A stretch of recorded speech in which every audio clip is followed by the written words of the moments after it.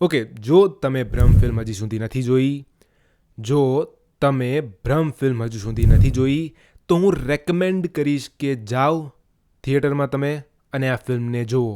પણ શું લેવા? Because this is one of the best Gujarati film I have ever scene. મેં આજની તારીખ સુધીમાં આ લેવલની ગુજરાતી ફિલ્મ હજી સુધી નથી જોઈ. In fact it is not one of the best Gujarati film I have ever seen. It is one of the best any Indian, Hindi, Malayalam ફિલ્મોના આની સામે કંકોડાય ના આવે. Even Hollywood's name will be in mud if they saw this film and try to understand it. એટલી જોરદાર, જબરદસ્ત અને મગજ હલાવી નાખે એવી ફિલ્મ હતી આ. અને આ તમારી એક ટિપિકલ ગુજરાતી ફિલ્મ નથી. This is not your average Gujarati film. આવી ફિલ્મ તમે ગુજરાતમાં છોડો, આખા ભારતમાં તમે ક્યાંય નહીં જોયું હોય. અને this film has done something in a history of Indian cinema which no other film has ever done. એટલે અમુક ફિલ્મોએ આવું કર્યું છે, પણ એ રીતે નહીં, અને એટલી જોરદાર રીતે નહીં જે રીતે ભ્રમ પિક્ચરે કર્યું છે. અને મારા યુટ્યુબ ચેનલના ઇતિહાસમાં, જ્યારથી મેં યુટ્યુબ ચેનલ ચાલુ કરી છે ત્યાંથી લઈને અત્યાર સુધી, આજે હું કંઈક એવું કરીશ જે મેં અત્યાર સુધી નથી કર્યું. તો ladies and gentlemen, and those who are not even gentlemen, those who are not even ladies, and those who are not even man, અને those who are not even human, કૂતરાઓ, બલાડાઓ, ગધેડાઓ, પાડાઓ, સિંહો, વાઘો, જે પણ હોય એ તમે, in the history of King Leo's YouTube channel હું આ ફિલ્મને દઈશ 10માંથી 10. Yes, you heard it right. I think it's a wonderful film and everyone should watch this film and I want કે people see this kind of a film. મારી ઈચ્છા છે કે આવી ફિલ્મોને સપોર્ટ મળે અને આવી ફિલ્મોને લોકો થિયેટરમાં જોવા જાય. હવે કદાચ તમારામાંથી ઘણા બધા લોકોએ જેણે આ ફિલ્મને ઓલરેડી જોઈ લીધી હશે, કદાચ એવું કહેતા છે કે ભાઈ ઠીક છે, સારી ફિલ્મ હતી, અને ઇનફેક્ટ બહુ સારી ફિલ્મ હતી, પણ કંઈ ફિલ્મ એટલી બધી પણ સારી નથી કે તું ફિલ્મને એને 10માંથી 10 દે. આ ફિલ્મ સારી હતી, પણ તું જેમ કહેશ કે 10માંથી 10 અને one of the best Gujarati film ever made, તો એવું કંઈ નથી. એટલી બધી પણ કંઈ સારી ફિલ્મ નથી. આ શું છે, એક મર્ડર મિસ્ટ્રી તો છે, એમાં શું નવાઈ કરી? આવી ફિલ્મો તો બને જ છે ને. તો જો તમે આવું વિચારો છો તો આઈ થિંક તમે આ ફિલ્મને નથી સમજી શક્યા. આવું હું કહી એટલા માટે રહ્યો છું કારણ કે અત્યાર સુધી મેં આ ફિલ્મના ઘણા બધા રિએક્શન જોયા, અને રિએક્શન જોઈને હું કહી શકું છું, I can definitely say that કે લોકોને આ ફિલ્મ નથી સમજાણી, લોકોને આ ફિલ્મમાં કશી જ ખબર નથી પડી. અને ના પડી હોય તો ડુ નોટ વરી, આ વિડીયોની અંદર હું આખી ફિલ્મ એક્સપ્લેન કરવાનો છું. આ વિડીયો જોઈ તમને આખી ફિલ્મ સમજાઈ જશે. અને ભાઈ વિડીયો આખો જોજો, વચ્ચે ક્યાંય સ્કીપ ના કરતા. જો વચ્ચે ક્યાંય સ્કીપ કર્યું તો પછી ફિલ્મમાં પછી લોચા વાગશે, ફિલ્મ સમજવામાં ક્યાંક લોચા વાગશે, અને પછી મને ના કહેતા કે મેં બરોબર નથી સમજાવ્યું. અને આ ફિલ્મને સમજવા માટે સૌથી પહેલાં તો તમારે આ ફિલ્મને જોવી પડશે. જો તમે ફિલ્મ નથી જોઈ અને આ વિડીયો જોશો તો તમને કન્ફ્યુઝન ડેફિનેટલી થશે. એટલે તમે જો આ ફિલ્મ નથી જોઈ તો સૌથી પહેલાં તો આ ફિલ્મ જોઈ લો. થિયેટરમાં અત્યારે 99 રૂપિયા ભાવે ટિકિટ ચાલી રહી છે, તો તમે થિયેટરમાં આ ફિલ્મને જોઈ શકો છો. It is worth watching film. તો સૌપ્રથમ ફિલ્મને સમજવા માટે આપણે ફિલ્મની સ્ટોરી શું છે એ જાણશું, અને what's the film is about એ આપણે જાણવાની ટ્રાય કરશું. તો સૌથી પહેલાં તો એક મોટું ઘર છે એક અમીર વ્યક્તિનું. કોણ છે અમીર વ્યક્તિ? તો એ છે માયા, આ ઘરની ઓનર. હવે આટલું મોટું ઘર છે તો આ ઘરને સંભાળવા માટે એક કેરટેકર પણ છે, અને એ કેરટેકરનું નામ છે મેહુલ, જે આ ઘરની ધ્યાન રાખે છે. પ્લસ આ કેરટેકર સિવાય આ ઘરની અંદર એક નોકર પણ છે જેનું નામ હું ભૂલી ગયો છું, પણ આ વિડીયોની અંદર આપણે એને નોકર જ કહેશું. અને માયા જેનું આ ઘર છે એની એક 14 વર્ષની દીકરી પણ છે જેનું નામ છે શ્રદ્ધા.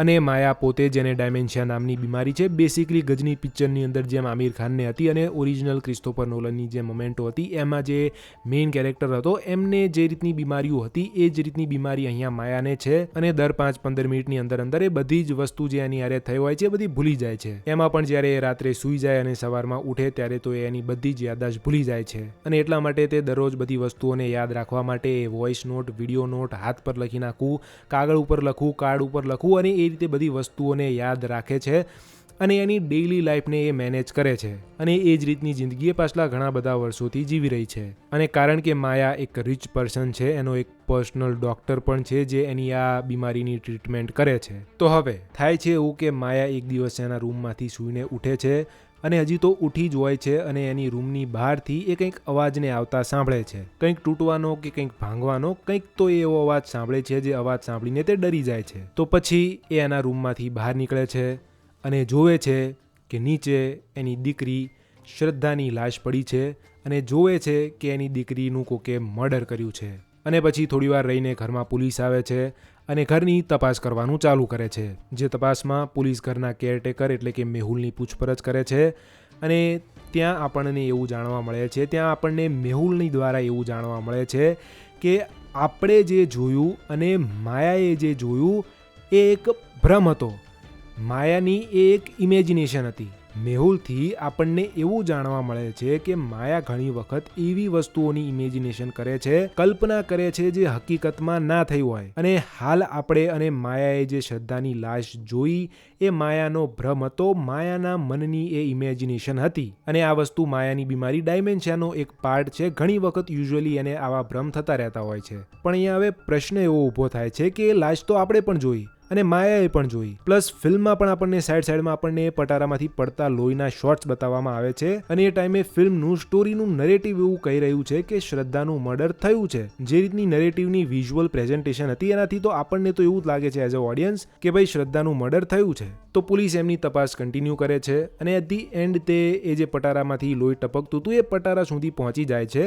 અને પછી આપણને એવું થાય છે કે હવે અહીંયા આની અંદરથી શ્રદ્ધાની લાશ નીકળશે. અને અહીંયા એટલે કે એ વખતે આપણને જાણવા મળે છે કે ઘરની અંદર શ્રદ્ધાનું નહીં પણ ઘરનો જે નોકર હતો એનું મર્ડર થયું છે અને શ્રદ્ધા તો હજી જીવે છે. અને આપણો એઝ અ ઓડિયન્સ અને માયાનો ફિલ્મની અંદર વેમ મટાડવા માટે આપણને અને માયાને આપણી આંખ સામે શ્રદ્ધાને બતાવવામાં આવે છે કે તમે જુઓ શ્રદ્ધા તો હજી જીવે છે. એટલે પછી હવે મેહુલની વાત આપણે માની લઈએ છીએ કે હા માયાનો એ ભ્રમ હતો. તો હવે શ્રદ્ધાનું મર્ડર નથી થયું એ તો સમજાઈ ગયું, પણ આ નોકરનું મર્ડર જે થયું છે એ મર્ડર કોણે કર્યું છે, કેમ કર્યું છે અને કઈ રીતે કર્યું છે, and who is the murderer, ખૂની કોણ હે, એ ટ્રોપ એ કોન્સેપ્ટ આપણને આ ફિલ્મની સ્ટોરીમાં જોવા મળે છે. અને આ આખી ફિલ્મમાં એ ઇન્વેસ્ટિગેશન આપણને જોવા મળે છે. And that's vote the film is about. હવે બહુ લાંબુ નહીં કરું, ટૂંકમાં પતાવવાની ટ્રાય કરીશ, બરાબર? તો બેસિકલી લોંગ સ્ટોરી શોર્ટ, મર્ડરનો જે શક છે એ માયા, મેહુલ અને શ્રદ્ધા પર જાય છે કે એ ત્રણેયમાંથી એમનામાંથી જ કોકે મર્ડર કર્યું છે. અને હું રિવીલ પણ કરી દઉં કે મર્ડર જેણે કર્યું છે જે મેહુલ અને Shraddha, according to the presented narrative of this film. અને મર્ડરનું કારણ એ છે કે એ ઘરનો જે નોકર હતો એ શ્રદ્ધાના ઊંઘમાં તે એના ખરાબ ફોટા પાડતો હતો અને એને એક વિકૃત ખરાબ નજરે જોતો હતો. અને એટલા માટે શ્રદ્ધા અને મેહુલે એ નોકરનું મર્ડર કર્યું છે. અને બહુ જ સિમ્પલ શબ્દોમાં ફિલ્મનો નરેટિવ એવો છે કે ફિલ્મમાં આપણને એવું વિશ્વાસ અપાવવામાં આવે છે, ફિલ્મ આપણને એવું વિશ્વાસ અપાવે છે કે ખરેખર જેણે સજા મળવી જોઈએ હતી એને સજા મળે છે. જેમ કે નોકરને મારી નાખવું કારણ કે એની શ્રદ્ધાને લઈને બહુ જ ખરાબ વિકૃત નજર, પ્લસ પોલીસવાળો જે આ ફિલ્મની અંદર બતાવવામાં આવ્યો છે એને પણ એક વુમન હેરેસમેન્ટ કરતો બતાવવામાં આવ્યો છે. તો હવે આ બે જે કેરેક્ટર જે છે પોલીસવાળો અને નોકર, આ કેરેક્ટર્સને ફિલ્મની સ્ટોરી નહીં પણ જે રીતે સ્ટોરીને ટેલ કરવામાં આવી છે એ એવું કહે છે કે આ ખરાબ લોકો હતા અને આમની સાથે જે પણ મેહુલ અને શ્રદ્ધાએ કર્યું એ મોરલી કરેક્ટ હતું, મોરલી બરાબર હતું. હા, કાનૂનની દ્રષ્ટિએ આ એક ગુનો છે, પણ આમ જોવા જાવ તો ફિલ્મનું જે નરેટિવ છે એ એવું કહે છે કે સચ્ચાઈ કી જીત હુઈ અને બુરાઈ કો સજા હુઈ. અને આપણને એવું ફીલ કરાવે છે કે મેહુલ અને શ્રદ્ધાએ જે કર્યું એ તો બચારા બરાબર છે. અને ભાઈ બરાબર જ છે ને, ભલે ગુનો કર્યો છે પણ જે ઇન્ટેન્શનથી કર્યો છે એ તો બરાબર જ છે ને, રાઈટ? આઈ મીન કોઈની દીકરીના એવા ખરાબ સેક્સ્યુઅલ નજરે એવું કરતું હોય તો એની સાથે તો એવું જ થવું જોઈએ ને. અને એ રીતના વિચારોથી તમે મેહુલ અને શ્રદ્ધાના ઇન્ટેન્શનને જસ્ટિફાય કરતા હશો, રાઈટ? જો તમે એવું માનો છો કે આ ફિલ્મની અંદર બતાવવામાં આવેલો નરેટિવ એક સાચો નરેટિવ છે, જો તમે એવું માનો છો કે આ ફિલ્મની અંદર બતાવવામાં આવેલી સ્ટોરી એક સાચી સ્ટોરી છે, કોંગ્રેચ્યુલેશન, ફિલ્મના રાઇટર ડાયરેક્ટરે તમને બેવકૂફ બનાવ્યા છે. ડિરેક્ટર હેઝ મેડ યુ એ ફૂલ. ડાયરેક્ટરે તમને એક ભ્રમમાં નાખ્યા છે. પલ્લવ પારેખ જે આ ફિલ્મના ડાયરેક્ટર છે એમનો આ ફિલ્મ બનાવવાનો હેતુ જે હતો કે ઓડિયન્સને ભ્રમમાં નાખે, એક એવી કહાની કહીને જે ખોટી હોવા છતાં પણ લોકો માની બેસે કે ભાઈ ફિલ્મની અંદર જે બતાવવામાં આવ્યું એ જ હકીકત હતી એમ. અને આ વસ્તુ થઈ રહી છે, ઘણા બધા લોકો આ ભ્રમમાં ગરી ગયા છે, ઘણા બધા લોકો ફૂલ બની ગયા છે. અને ઘણા બધા લોકો, જેટલા પણ મેં અત્યાર સુધી રિએક્શન જોયા એનાથી હું જોઈને સાફ કહી શકું છું કે લોકો એક ખોટી વસ્તુને હકીકત માનીને બેઠા છે, લોકો બની ગયા છે. લોકોને ખરેખર એવું લાગે છે કે ગુનેગારને સજા મળી છે. કોણ હતો ગુનેગાર? ગુનેગાર જે પેલો નોકર હતો જે ફોટા ખેંચતો હતો અને જે પોલીસવાળો હતો એ બધા એક દ્રષ્ટિએ જોવા જાવ તો મોરલી ગુનેગાર હતા અને એ ગુનેગારોને સજા મળી છે. એટલે લોકોને એવો ભ્રમ છે કે આ ફિલ્મની અંદર જે ગુનેગાર હતા એમને સજા મળી છે. તો જો તમે એ રીતનું અત્યાર સુધી વિચારતા હતા તો તમે ખોટા હતા. આ એક ખોટી સ્ટોરી હતી. બસ આ સ્ટોરીને કહેવામાં એટલી જોરદાર રીતે આવી છે કે તમે એને સાચી માની બેઠા છો. બાકી આ એક ખોટી સ્ટોરી છે, આ એક ખોટો નરેટિવ છે. ફિલ્મની સાચી સ્ટોરી કંઈક અલગ જ છે, જેને ફિલ્મની અંદર બતાવવામાં પણ નથી આવી. હા, એના હિન્ટ આપણને જરૂર દેવામાં આવ્યા છે, પણ એ સ્ટોરી આપણને કહેવામાં નથી આવી. અને જ્યાં સુધી તમે એ સ્ટોરી નહીં જાણો ત્યાં સુધી તમે આ ફિલ્મ નહીં સમજી શકો. એટલે હવે હું તમને એ સ્ટોરીને કહીશ અને એ સ્ટોરીને જાણ્યા બાદ તમને આ ફિલ્મ કમ્પ્લીટલી સમજાઈ જશે. અને તમારા મનની કોઈ કન્ફ્યુઝન હશે કે યાર આ ફિલ્મ જોઈ પણ ફિલ્મની અંદર કંઈક તો દાળમાં કાળું હતું પણ તમે એને ના ગોતી શક્યા, તો let me tell you the actual story, જેનાથી તમે એ દાળમાં જે કાળું છે એ ગોતી શકો. તો સૌથી પહેલા તો આ ઘરની અંદર જે નોકરનું મર્ડર થયું છે એ નોકરને આ ફિલ્મની અંદર એક વિકૃત બતાવવામાં આવ્યો છે અને એક ખરાબ કેરેક્ટર બતાવવામાં આવ્યું છે. પણ ખરેખર એ નોકર બચારો ઇનોસેન્ટ હતો, એ બચારો બેકસૂર હતો. પણ મેહુલ, શ્રદ્ધા અને મેહુલની જે ગર્લફ્રેન્ડ હતી આરજે દેવકીનું કેરેક્ટર, એ ત્રણેય ભેગા થઈને માર્યો છે. યસ, શ્રદ્ધા, મેહુલ અને મેહુલની ગર્લફ્રેન્ડ ત્રણેય ભેગા થઈને આ નોકર જે બચારો ઇનોસેન્ટ હતો, જે બેકસૂર હતો, એનું મર્ડર કર્યું છે. અને આના ઉપર ખોટો, શ્રદ્ધાના ખરાબ ફોટો ખીંચવાનો જે સેક્સ્યુઅલ એની જે પેલી હતી એ ખોટું છે. અને એના ઉપર મેહુલે એને ગમે તેમ પ્લાનિંગ કરીને એને એક એ રીતે પોલીસની સામે પ્રેઝન્ટ કર્યો છે કે બચારો બહુ જ વિકૃત હતો અને એ સેક્સ્યુઅલી શ્રદ્ધા જે હતી એનાથી અટ્રેક્ટેડ હતો અને એના ઊંઘમાં ખરાબ સેક્સ્યુઅલ ફોટો પાડતો હતો. એટલે એને માર્યા પછી એને એ રીતનું સેટઅપ ઊભું કર્યું અને એને એ વાંકની અંદર નાખવામાં આવ્યો. બાકી એ બચારો ઇનોસેન્ટ હતો, એ બેકસૂર હતો. તો હવે અહીંયા કોકને એવું થાય કે આ નોકર બચારો ઇનોસેન્ટ હતો અને એને કંઈ વાંક જ નહોતો, એ બેકસૂર હતો, તો પછી એને એવું કર્યું તું શું જેના લીધે મેહુલ, શ્રદ્ધા અને એની ગર્લફ્રેન્ડને એને મારવો પડ્યો? તો એને એટલા માટે મારવામાં આવ્યો કારણ કે એ નોકરને અમુક એવી વસ્તુઓની ખબર પડી ગઈ હતી જે વસ્તુ, અને એને એટલા માટે મારવામાં આવ્યો કારણ કે એને અમુક એવી વસ્તુની ખબર પડી ગઈ હતી જે મેહુલને એક્સપોઝ કરી નાખત. કારણ કે મેહુલ આ ઘરની અંદર માયાની હારે કંઈક એવું કરી રહ્યો હતો જે આપણને ફિલ્મની અંદર બતાવવામાં નથી આવ્યું. મેહુલ જે છે માયાને પર્પઝફુલી અમુક સ્પેસિફિક ટાઈપની મેડિસિન ખવડાવીને બીમાર રાખતો હતો.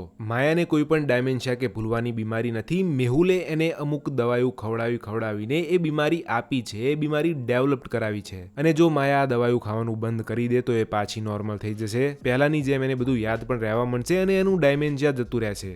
પણ મેહુલ દવાઓ ખવડાવી અને મેહુલ કદાચ આ બધું વર્ષો પહેલાંથી કરી રહ્યો છે, જ્યારથી કદાચ શ્રદ્ધા પેદા થઈ એની પહેલાંથી જે માયાને આ રીતે દવાઓ ખવડાવીને કંટ્રોલ કરી રહ્યો છે અને એને મેન્યુપ્લેટ કરી એનાથી જે કરાવવું હોય એ કરાવી રહ્યો છે. પણ ભલા મેહુલ આવું કરી કેમ રહ્યો છે? તો લેટ મી એક્સપ્લેન. એની દીકરી એટલે કે મેહુલની દીકરી શ્રદ્ધાના સારા ફ્યુચર માટે, એની ફેમિલીના સારા ફ્યુચર માટે અને એશો આરામની જિંદગી માટે આપણે એની વાઇફનો હાલ જોઈને કહી શકીએ છીએ કે મેહુલ જે છે કદાચ બહુ જ પૂર બેકગ્રાઉન્ડમાંથી આવે છે. એન્ડ યસ, આ મોહતરમાં જે છે એ મેહુલની વાઇફ છે.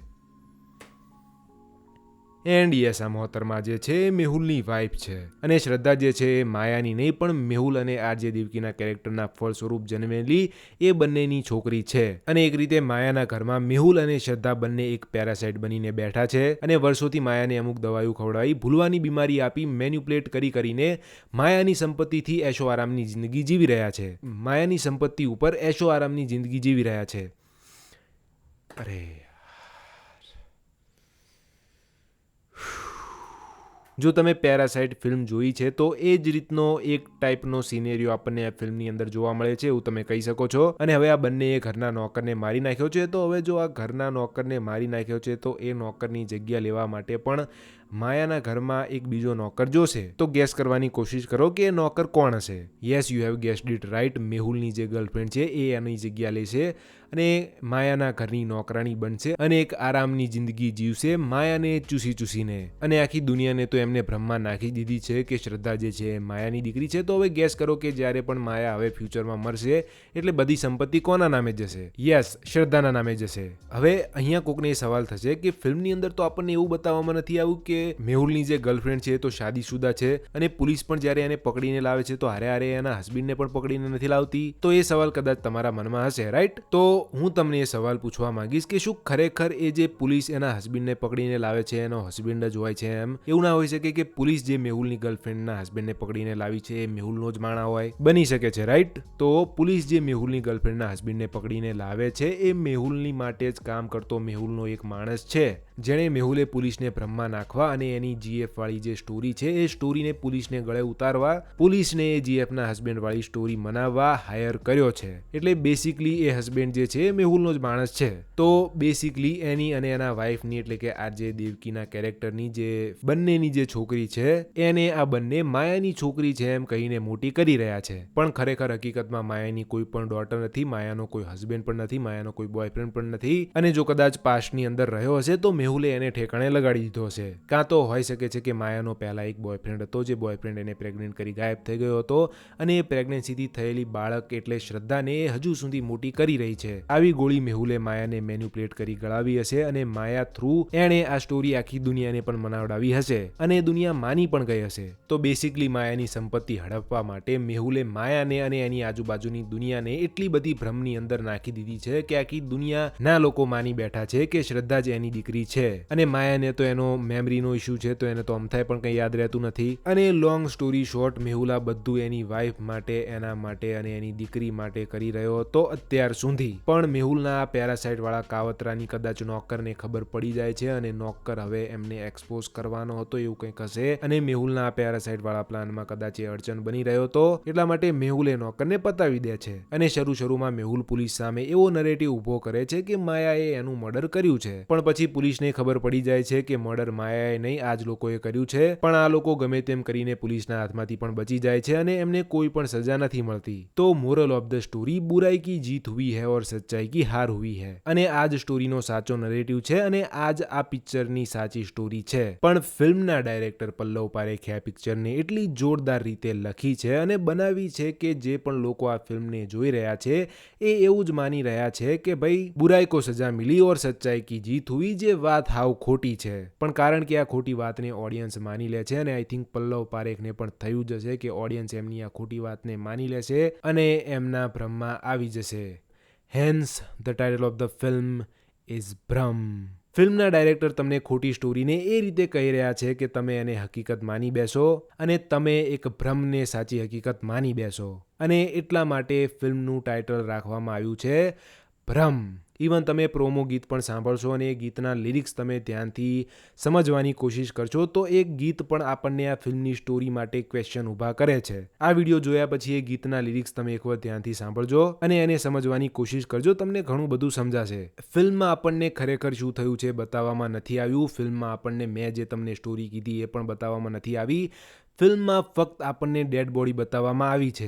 આખી ફિલ્મમાં આપણને એવું કહેવામાં નથી આવ્યું કે મર્ડર કેમનું થયું. આખી ફિલ્મમાં આપણને એઝ અ ઓડિયન્સ મર્ડર કેમનું થયું એના અલગ અલગ કેરેક્ટર્સના અલગ અલગ પર્સપેક્ટિવ કહેવામાં આવ્યા છે. આખી ફિલ્મમાં આપણને બધું કેરેક્ટર જ કહે છે કે ભાઈ આ રીતે મર્ડર થયું તું ને પેલી રીતે મર્ડર થયું તું ને આટલા વાગે હું આવ્યો તો ને. આપણે બસ કેરેક્ટર જે કહી રહ્યા છે એ માની રહ્યા છીએ. હવે એમાં કયું કેરેક્ટર સાચું બોલી રહ્યું છે, કયું ખોટું બોલી રહ્યું છે, આપણે એઝ અ ઓડિયન્સ કયાને સાચું માનવું અને કયાને ખોટું માનવું. અને એટલા માટે ગીતમાં લિરિક્સ લખવામાં આવ્યા છે કે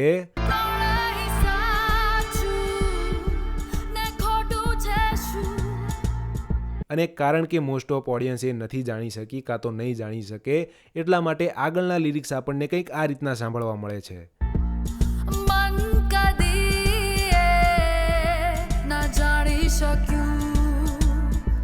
અને જેમ કે મેં કીધું કે ફિલ્મની અંદર બુરાઈ કી જીત હુઈ હૈ, પણ ફિલ્મમાં આપણને એ રીતે બતાવવામાં આવ્યું છે કે સચ્ચાઈ કી જીત હુઈ હૈ. અને એટલા માટે આગળના લિરિક્સ છે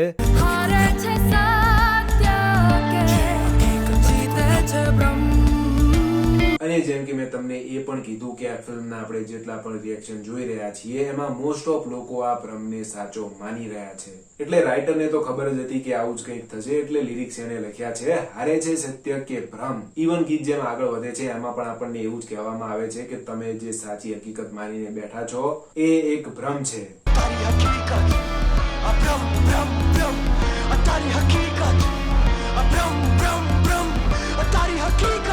અને એ રીતનું ઘણું બધું છે જે તમે આ ગીતની અંદર ગોતી શકો છો. પણ હવે તમને અંદાજ તો આવી ગયો હશે. હવે ઘણા લોકોને એવું થશે કે ભાઈ ઠીક છે આજે તે સ્ટોરી કીધી એ બરાબર છે, પણ તને આ સ્ટોરી કેમની ખબર પડી? ડિરેક્ટરે પોતે આવીને તને કીધું? તો વેલ, ડાયરેક્ટરે મને કંઈ પણ નથી કીધું, પણ ડાયરેક્ટરે આ ફિલ્મની અંદર આપણને અમુક હિન્ટ આપ્યા હતા. જે હિન્ટને જાણી સમજીને વિચારીને આપણે આ સ્ટોરી જાણવાની હતી. આપણી વિચાર શક્તિનો ઉપયોગ કરીને આપણે આ ફિલ્મની રિયલ સ્ટોરી જાણવાની હતી, જે આપણને ફિલ્મની અંદર કહેવામાં નથી આવી. આ ફિલ્મ એક પહેલી હતી. આ ફિલ્મ એક કોયડો હતો જેને આપણે વિચારીને સોલ્વ કરવાનો હતો. Director does not wants us to know the real story because he wants to fool us. પણ જો આપણે ડાયરેક્ટરના ભ્રમમાં નથી ફસાયા તો ડાયરેક્ટરની ઈચ્છા છે કે આપણે આપણા મગજનો ઉપયોગ કરીને, આપણી વિચાર શક્તિનો ઉપયોગ કરીને આપણે એ ફિલ્મની રિયલ સ્ટોરીને જાતે ઇન્ટરપ્રેટ કરીએ અને આપણે જ આ ફિલ્મની સ્ટોરીને વિચાર શક્તિથી ફિગર આઉટ કરીએ, જે ફિલ્મની અંદર કહેવામાં નથી આવી. જો આપણે એક ડીપ થિંકિંગ કરશું તો આપણે આ સ્ટોરીને ફિગર આઉટ કરી લેશું. Director wants us to create hour on version of what we think of real story શું હશે. જો આપણે એવું કરશું તો આ કોયડો, આ પહેલી આપણને સમજાઈ જશે. અને અહીંયા ફરીથી કહું કે આ ફિલ્મ એક પહેલી છે અને જો તમે આ પહેલીને સુલઝાવવામાં ફેલ થયા તો તમે બેવકૂફ બનશો અને ડાયરેક્ટર એમના ઓડિયન્સને ભ્રમમાં નાખવાના એજન્ડામાં સક્સીડ થઈ જશે. તો બેસિકલી સાચું શું છે અને ખોટું શું છે આપણે આપણી થિંકિંગનો ઉપયોગ કરીને મેં જે રીતે એક સ્ટોરી બનાવી એ રીતે નક્કી કરવાનું છે. કારણ કે ફિલ્મમાં જે હકીકત બતાવવામાં આવી છે એ હકીકત નથી, એ એક ભ્રમ છે. અને જો તમે એ હકીકતને સાચી માની બેઠા હતા તો તમે ડાયરેક્ટરના ભ્રમમાં હતા. આઈ હોપ કે મેં તમને એ ભ્રમમાંથી બહાર કાઢ્યા છે. અને ભાઈ આ એટલું મને યુનિક, અમેઝિંગ અને બહુ જ જોરદાર લાગ્યું અને આવું પલ્લવ પારેખ કરવામાં સક્સેસફુલ રહ્યા. આઈ એમ સુપર ઇમ્પ્રેસ્ડ બાય ઇટ. કારણ કે આવું આપણને ભારતમાં છોડો, ઇન્ટરનેશનલી પણ બહુ જ ઓછું જોવા મળે છે. અને આના માટે હું પલ્લવ પારેખના જેટલા પણ વખાણ કરીશ એટલા ઓછા પડશે. અને again I am so impressed by this exceptional story telling by film maker કે હું કોઈ ફિલ્મને મારી ચેનલ પર પહેલી વાર 10 માંથી 10 ની રેટિંગ દઈશ. અને મારા મતે આ ફિલ્મ એ રેટિંગને ડિઝર્વ કરે છે અને I think this film is A masterpiece. મેં ભારતીય સિનેમાની અંદર આવું પહેલા થતા નથી જોયું અને મારે હજુ ઘણું બધું કહેવું છે, પણ આ વિડીયો હવે હદથી વધારે લાંબો થઈ ગયો છે અને ફિલ્મમાં મારી પાસે કંઈ ખાસ એવું ક્રિટિસાઇઝ કરવા જેવું છે નહીં. ઘણા લોકો લૂપ હોલ્સનું કહી રહ્યા હતા, પણ હું એક એવો માણસ છું જે રાઇટરના પર્સપેક્ટિવને માને છે અને હું ફિલ્મની અંદર જો લૂપ હોલ્સ હોય તો એ લૂપ હોલ્સને માની લઉં છું. એટલે કે કહેવા હું એ માંગુ છું કે જો રાઇટર તમને બટાકું બતાવી કે આ રીંગણું છે તો હા એ લૂપ હોલ છે, પણ જો તમે એ લૂપહોલ્સને માની લેશો કે ભાઈ હા છે રીંગણું, તમે તમારી જાતને રાઇટર જ્યાં લીડ કરીને લઈ જાય છે ત્યાં જાઓ અને એની હામાં હા રાખો. જો તમે એવું કરશો તો તમને ફિલ્મ જોવામાં વધારે મજા આવશે અને તમે એ સ્ટોરીને વધારે એન્જોય કરશો. અને બીજું કંઈક ઉદાહરણ દઉં તો જેમ કે આપણે રાજા મૌલીની પિક્ચર જોઈએ છે, બરાબર, એમાં ઘણી વખત એક્શન આપણને એવા બતાવવામાં આવે જે ઇલોજિકલ હોય છે અને ફિઝિકલી કઈ એવા કઈ લોજિક બનાવે એવા હોતા નથી. હવે એમાં આપણે લોજિક ગોતવા જશું તો આપણે એબ્સોલ્યુટલી ડિસઅપોઇન્ટ થશું, પણ આપણે એમની ફિલ્મના એ એક્શનના લોજિકને માની લેશું તો પછી આપણને ફિલ્મ જોવામાં વધારે મજા આવશે. તો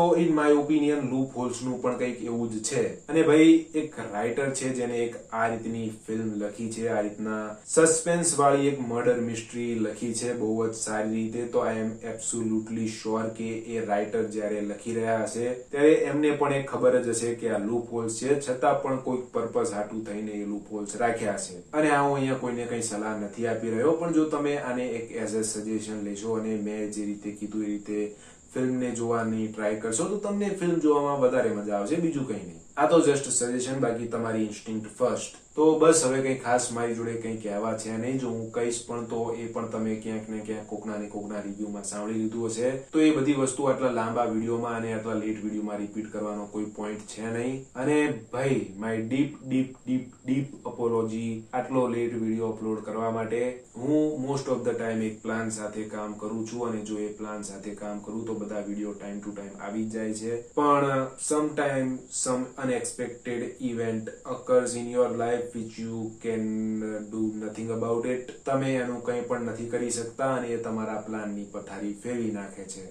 અને આ અનએક્સપેક્ટેડ ઇવેન્ટને કંટ્રોલ કરવા કોઈના હાથમાં નથી, એ બસ થઈ જાય છે. It just happens and there is nothing you can do about it. એમાં પાછું મેં મૂવી રિવ્યુની હારે એન્ડિંગ એક્સપ્લેન કરવાનું પણ નક્કી કર્યું, જેના લીધે સ્ક્રિપ્ટ બહુ જ લાંબી થઈ જાય. પ્લસ મને તો ફિલ્મ સમજાઈ ગઈ છે, પણ વ્યુઅર્સને પણ મારે ફિલ્મ સમજાવવાની છે, તો એ રીતે સમજાવવાની છે કે એમને સમજાઈ જાય. But anyway my એપોલોજીસ to my viewers and my subscribers. આવી સિચ્યુએશન મારે ઉમરો વખતે પણ થઈ હતી અને અત્યારે ભ્રમારે પણ થઈ છે. પણ ભાઈ એક વસ્તુ હું પ્રોમિસ કરી શકું છું, વિડીયો ભલે મોડા આવશે પણ વિડીયો આવશે ખરા. Thank you for your support and thanks to the people who was waiting for this video. I really appreciate your trust in me. Thank you.